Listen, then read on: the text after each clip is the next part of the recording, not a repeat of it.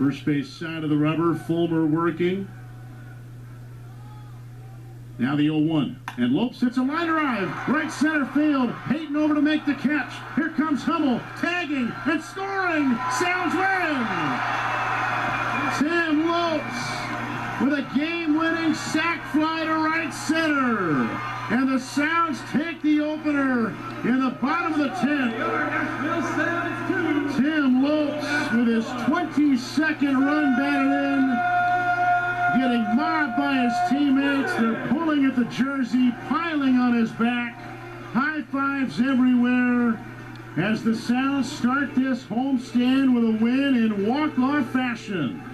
A liner to right center, and Mark Payton fired home, and late Cooper Hummel in with the winner, and the Sounds pull it out 2-1.